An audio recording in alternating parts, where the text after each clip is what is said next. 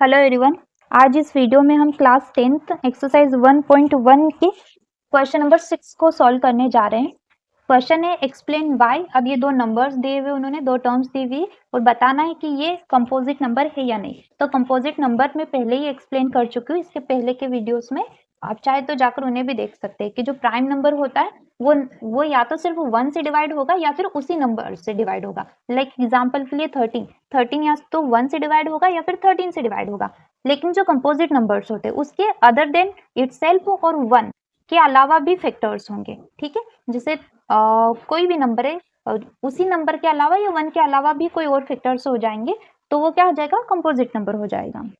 अब क्वेश्चन को देखते हैं आगे आंसर को। ये वही लिखा हुआ है कि prime numbers can be divided by 1 and only itself, whereas composite numbers have factors other than 1 and itself. It can be observe that, अब फर्स्ट वाले नंबर को हम लिख लेंगे 7 multiplied by 11 multiplied by 13 plus 13। अब आप इसमें देख पा रहे हैं कि यहाँ से लेकर यहाँ तक ये फर्स्ट टर्म है और ये यहाँ से लेकर यहाँ तक ये सेकेंड टर्म है, मतलब एक ही टर्म है। ठीक है, अब इन दोनों में एक नंबर कॉमन है और वो है 13। 13 को जब हम कॉमन निकाल लेंगे तो यहाँ पर 7 मल्टीप्लाइड बाई 11 मल्टीप्लाइड बाई 1 बचेगा। क्यों बचेगा 1? क्योंकि 13 से 13 को डिवाइड कर देंगे, कितनी बार में जाएगा? 1 बार में जाएगा, है ना। ध्यान दीजिए कि जब हम डिवाइड करेंगे तो 1 आएगा, 0 नहीं आएगा। तो माइनस करेंगे तब ऑब्वियसली 0 आएगा, तो यहाँ पर 1 आ जाएगा। प्लस अब यहाँ पर भी 13 से 13 को भाग देंगे तो एक बार में ही आएगा।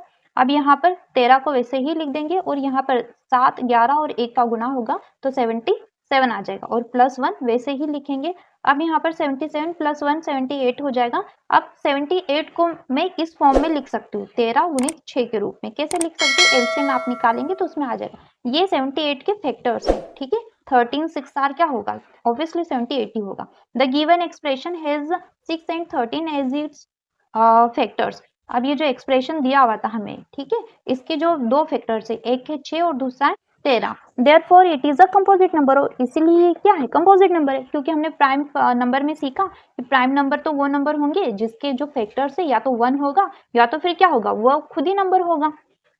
अब सेकेंड वाले जो एक्सप्रेशन है वो ले लेंगे हम।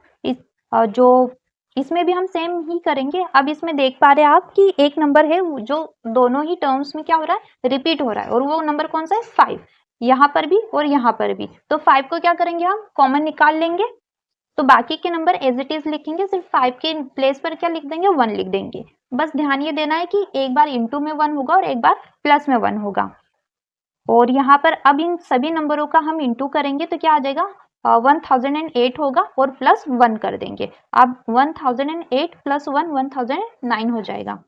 अब 1009 कैनॉट बी फैक्टराइज्ड, इसे हम फैक्टराइज नहीं कर सकते फर्दर आगे। Therefore the given expression is 5 and 1009 as its factors, hence it is a composite number. इसमें भी आप देख पा रहे हैं कि दो नंबर्स है, ठीक है, फैक्टर्स के रूप में। अगर दो नंबर से फैक्टर्स के रूप में तो ये क्या हो जाएगा?